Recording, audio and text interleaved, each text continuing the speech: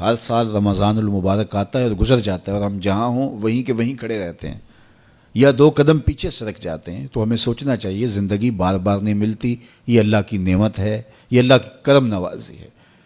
تو زندگی کے جس مرحلے پہ بھی ہیں، بچپن ہے، لڑکپن ہے، جوانی ہے، بڑھاپا ہے، سن کہولت ہے، جہاں بھی کھڑے ہیں، آپ دیکھیں کہ گزرے ہوئے کل سے آنے والا کل بہتر نہیں ہے تو آپ ہلاکت کی طرف سفر کر رہے ہیں.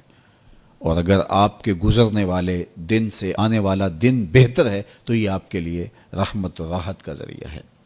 تو اس لیے میں اور آپ دیکھیں کہ ہم رمضان المبارک سے کیا یہ مطلوبہ فوائد حاصل کر سکتے ہیں، کر رہے ہیں یا نہیں. تو ہم اپنا جائزہ لیں. ابھی پورا مہینہ ہمارے پاس پڑا ہوا ہے.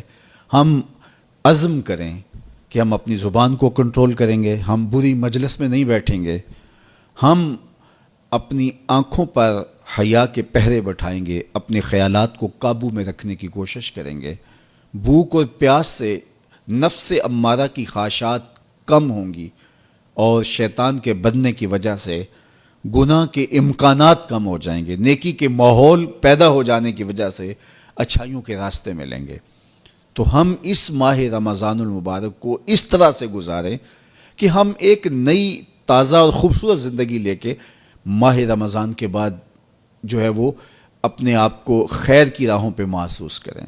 یہ ایک اللہ تعالیٰ نے ہمارے لیے ایسا مہینہ رکھا ہے جس میں ہم عصر نو اپنی زندگی کو مرتب کرتے ہیں. یہ ایک نیا ٹرینڈ سیٹ کرتا ہے یہ مہینہ، اور یہ ماہ مبارک ہماری زندگی کے اندر جو ہے وہ ایک نظم پیدا کرتا ہے. اس میں ہم جو ہے وہ اللہ سے، اس کے رسول سے، کتاب اللہ کے ساتھ، نیک لوگوں کے ساتھ، مسجد کے ساتھ، قرآن مجید کے ساتھ جڑ جاتے ہیں. اور اگر ہم اس کے اندر پورا خلوص اور پوری للہیت کو شامل کر کے اپنے آپ کو سنوارنے کے پورے عزم کے ساتھ اللہ سے توفیقات مانگتے رہیں گے تو پھر ہم اس سانچے سے ایک ستھرے، پاکیزہ اور خوبصورت انسان بن کے نکلیں گے. تو اس لیے ہمیں چاہیے کہ یہ مبارک مہینہ جو اللہ نے ہمیں نصیب کیا، اس مہینے کو اچھے طریقے سے ہم گزاریں. تقوی کا حصول جو اس مہینے کے روزوں کا مقصود ہے وہ ہم اپنے اندر پیدا کریں. اور ماہ صیام کا ماحول تقویٰ دیتا ہے، ماہ صیام کا باطنی نور تقویٰ دیتا ہے، ماہ صیام کے انوار تقویٰ دیتے ہیں. روزہ تقوی کی نشأت کا ذریعہ ہے، تقویٰ پیدا کرتا ہے طبع کے اندر، اور ایک نئی خوبصورت زندگی کا آغاز ہوتا ہے. تو میں اپنے جملہ ناظرین سے، جملہ ناظرات سے، سامعین اور سامعات سے یہ کہوں گا کہ وہ اس مبارک مہینے کی برکتوں کو خوب لوٹیں اور پوری طرح سے اس کے انوار کو اپنے اندر جذب کریں. جو روشنیاں اور جو فضاؤں کے اندر نور بکھرا ہوا ہے اس کو اپنے اندر اتار لیں اور پوری طرح سے اپنے اندر اس کو جذب کر لیں. پورا مہینہ جب ایک پاکیزہ ماحول میں آپ رہیں گے اور شرور سے، شر سے، بری مجلسوں سے، برے جلیس سے آپ بچنے کی کوشش کریں گے تو ایک مہینہ طبع کے اندر ایک مؤثر تبدیلی لانے کے لیے کافی ہوتا ہے. اور پھر اللہ تعالیٰ نے ہمارے لیے یہ کرم نوازی کیا ہے کہ ہر عمل کا اجر 70 گنا بڑھا دیا ہے.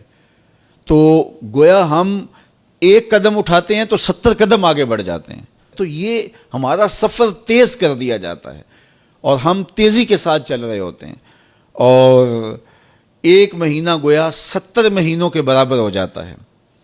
تو 70 مہینے مسلسل بندہ ایک نیکی کے ماحول میں رہے تو اس سانچے سے جب باہر نکلے تو پھر وہ کیسا نکھرا ہوا اور پاکیزہ انسان ہوگا. تو اس لیے ہمیں اس ایک مہینے کو پوری توجہ کے ساتھ صرف کرنا چاہیے اور اس کے ایک لمحے کی قدردانی کرنی چاہیے. تو دیکھنا پھر یہ مہینہ کس طرح زندگی کے اندر ایک نئی خوبصورت تبدیلی پیدا کرتا ہے. میں آپ سب لوگوں کے لیے دعا کرتا ہوں کہ اللہ اس ماہ مبارک کو، اس ماہ رحمت کو، ماہ نور کو میرے لیے، آپ کے لیے کرم نوازیوں اور رحمتوں کا ذریعہ بنائے.